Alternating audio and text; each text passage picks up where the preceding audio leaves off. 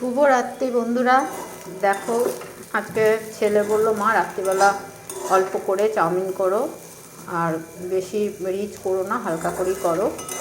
রাতে সবসময় হালকা খাওয়াই ভালো। এই দেখো চাউমিনের মধ্যে জলের মধ্যে একটু সর্ষে তেল দিয়ে দিয়েছি, কেননা সাদা তেল আমরা এখন খাই না। হ্যাঁ, দিয়েছি। দেখো একদম পুরো ঝরঝরে হয়েছে। নাহলে একটা সময় কী হয় বলো তো, গুলে গুলে যায় তো ভালো লাগে না। আমার দুপুরে ভাত আছে, এই ছেলের জন্য এটা করলাম।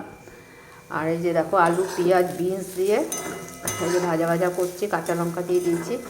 একদম প্লেন করবো, কারণ রাত্রে সবসময় দেখবে বন্ধুরা, রাত্রিবেলা সবসময় খাওয়াটা একটু বুঝে শুনে খেতে হয়। সকালবেলা দুপুরবেলা ঠিক আছে, হাঁটা চলার মধ্যে সব ঠিক আছে, কিন্তু রাত্রিবেলা যত দেখবে শরীর খারাপ রাত্রিবেলার দিকে বেশি দেখা দেয়। হ্যাঁ, এই জন্য রাতে আমার মা বলতো রাতে সবসময় একটু কম করে খাবি। এই জন্য মায়ের থেকেই জানা আমার এই ব্যাপারটা।